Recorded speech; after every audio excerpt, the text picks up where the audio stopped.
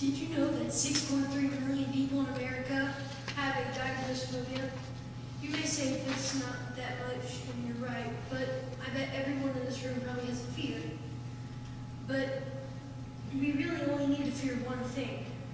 So let's look at some phobias.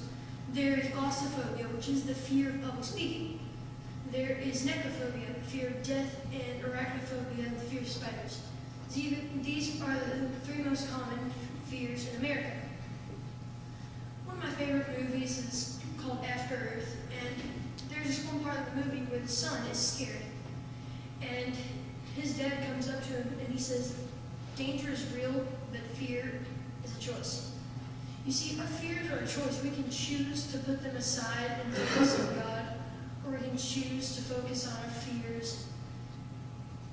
Well, some people have fears about things that are after death. Like if the people that aren't Christians, they may fear that after death there's nothing. But we know as Christians that that's not true.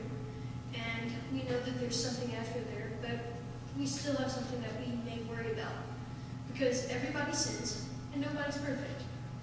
And so we all have a chance of going to hell. Although we know that Jesus died for us, and that if we keep showing God's word, we'll live with God for eternity. But there's another type of fear, and it means to regard God with reverence and awe. If you will, turn with me to Ecclesiastes 12:13. Ecclesiastes 12:13. The end of the matter, all has been heard. Fear God and keep his commandments, for this is the whole duty of man. Now, if you will, turn with me to Matthew 10:28.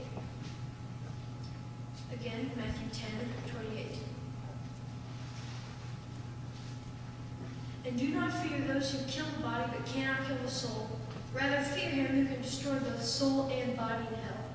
You see, this first passage is saying, if you obey God and keep his commands, you will live with him in heaven. And the second passage says, fear God because he is the choice maker, and we should regard him with reverence and awe, and we should follow him so that we may live with him in heaven.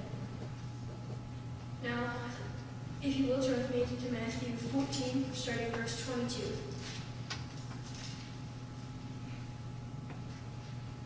Again, Matthew 14, verse 22. Immediately, he made the disciples get into the boat and go before him to the other side, while he dismissed the crowds. And after he had dismissed the crowds, he went up on a mountain by himself to pray. When evening came, he was there alone. But the boat by this time was a long way from the land, beaten by the waves, for the wind was against them. And in the fourth watch of the night, he came to them, walking on the sea. But when the disciples saw him walking on the sea, they were terrified and said, "It is a ghost." And they cried out in fear. But immediately Jesus spoke to them, saying, "Take heart, it is I, do not be afraid." And Peter answered him, "Lord, if it is you, command me to come to you on the water." He said, "Come." So Peter got out of the boat and walked on the water and came to Jesus. But when he saw the wind, he was afraid. And beginning to sink, he cried out, "Lord, save me." And Jesus immediately reached out his hand and took hold of him, saying to him, "O you of little faith, why did you doubt?" You see, Peter got scared here, and he lost sight of Jesus and started to sink. Now, if you will, look with me to Proverbs 13:21. Proverbs 13:21.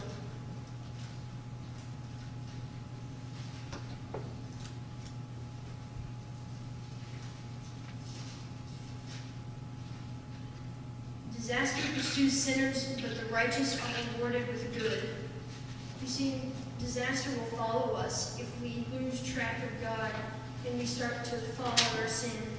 But if we keep our eyes on the Lord, we will live with him for eternity.